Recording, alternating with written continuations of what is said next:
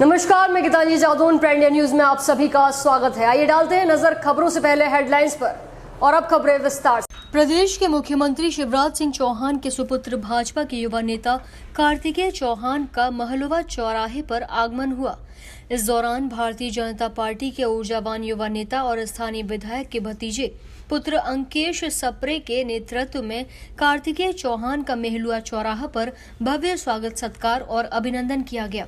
बताया गया कि भाजपा युवा नेता अंकेश सप्रे के विशेष निवेदन पर कार्तिकेय चौहान का काफिला महलुआ चौराहे से कुछ समय के लिए रुका।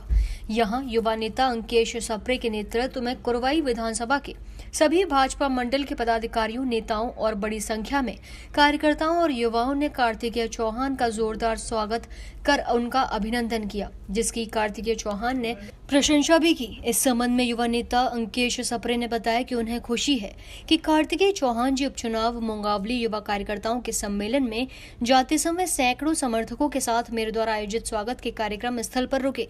इतने व्यवस्था के समय से भी कार्तिकेय चौहान ने कुरवाई विधानसभा के कार्यकर्ताओं का स्वागत स्वीकार करते हुए अभिवादन भी किया। इस पूरे कार्यक्रम के लिए पदाधिकारियों ने एक दिन पूर्व से ही तैयारियां कर रखी थी। परिणाम स्वरूप कार्यक्रम सफल भी रहा। स्वागत सम्मान के बाद कार्यकर्ताओं और पदाधिकारियों से संबंधित आवश्यक चर्चाएं भी कार्तिकेय चौहान से की गई, जिन्होंने उचित दिशा निर्देश भी दिए। प्राइम इंडिया न्यूज विदिशा से जिला crime bureau chief Varun Choubey की रिपोर्ट। भारतीय जनता पार्टी के कार्यकर्ता होने के नाते ये मेरी जिम्मेदारी है कि मैं 28 सीटों पर भारतीय जनता पार्टी को विजयी बनाऊं, उसमें सहयोग दूं। आप सबने जो सहयोग दिया, जो आशीर्वाद दिया, जो स्नेह दिया, जो प्रेम दिया, मैं फिर से कहता हूं, मैं सदैव उसके लिए आभारी रहूंगा। आज समय ज्यादा नहीं है। मेलुआ का मैं आदरणीय विधायक जी भी यहाँ पर उपस्थित थी। यहाँ पर एक अलग कार्यक्रम बनाकर मेलुआ की जनता के साथ हम अलग कार्यक्रम बनाकर मेलुआ की जनता के बीच में आएंगे। आज तो केवल मैं आपका आशीर्वाद देना चाहूंगा। आगे कार्यक्रम है। एक बार फिर आप सबका बहुत बहुत धन्यवाद। जय हिंद, जय भारत, जय मध्य प्रदेश। देखो मेलुआ जिसे पिताजी को जिसका आशीर्वाद मिला, और आज वही मेलुआ के युवा साथी यहाँ पर एकत्रित हुए। हम सबने 13 साल की मामा की सरकार को देखा, लेकिन हमारा दुर्भाग्य ऐसा भी रहा कि हमने 15 महीने की कांग्रेस की कमलनाथ की सरकार को भी देख लिया। आज हम सबको पता है, पहले तो यहाँ पर याद आती है, लेकिन यहाँ के अब युवा भी ये कह सकते हैं कि 15 महीने में जो कांग्रेस का काला काल रहा है, हमें दिग्विजय सिंह जी की सरकार को याद नहीं करना, हम तो कमलनाथ जी की सरकार को देखकर परेशान हो गए। आज उसी सरकार से लड़ने के, उसी कमलनाथ जी के झूठे वादों से लड़ने के लिए, उनके षड्यंत्र से लड़ने के लिए मुंगावली में जा रहा हूं, और जाते जाते मेलुआ की जनता का आशीर्वाद भी लेते हुए जा रहा हूं। मुझे पूरा यकीन है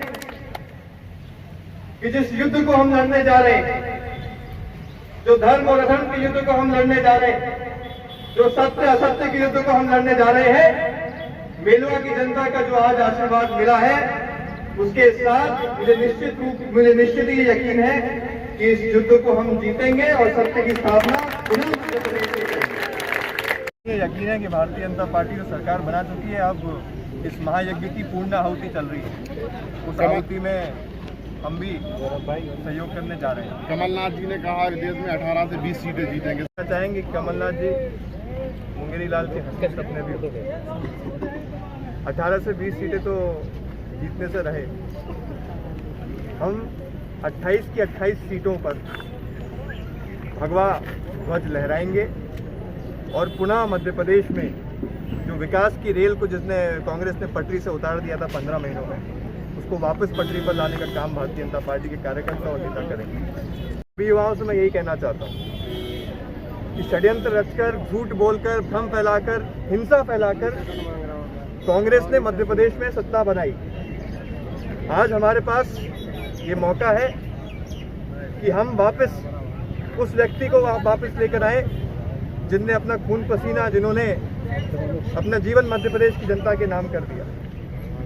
आइए युवा साथियों, पुनः अपने मामा को आशीर्वाद दें, अपने मामा का सहयोग करें और पुनः मध्य प्रदेश में भारतीय जनता पार्टी की सरकार मुख्यमंत्री जी बनाने ने में। आपको चुनाव में उतारा है युवा के रूप में, तो आप देखिए, युवा मुझे मुख्यमंत्री जी ने चुनाव युवा में कार्ड खेल रहे हैं क्या मुख्यमंत्री जी आपको चुनाव में उतार कर? मुझे मुख्यमंत्री जी ने नहीं, मुझे पार्टी ने जी ये जिम्मेदारी दी है कि जाकर एक कार्यकर्ता के नाते, कोई नेता के नाते नहीं, कि एक कार्यकर्ता के नाते मैं इस चुनाव में सहयोग करूं और वही जिम्मेदारी निभाते हुए मैं चुनाव में जा रहा हूं। क्या महाराज सिंधिया और आपकी जोड़ी सफल हो पाएगी? देखिए, मैं मानता हूं कि हम दोनों आर्यमन और मैं, हम दोनों कार्यकर्ता हैं। जोड़ी तो हम जैसे केवल हम दो नहीं हैं, और भी कई कार्यकर्ता हैं जिनके साथ मुझे और आर्यमन को काम करना पड़ेगा। हाँ, आर्यमन अगर साथ रहेंगे तो काम और आसान होगा, लेकिन काम केवल हम दो नहीं, पूरी भारतीय जनता पार्टी करेगी।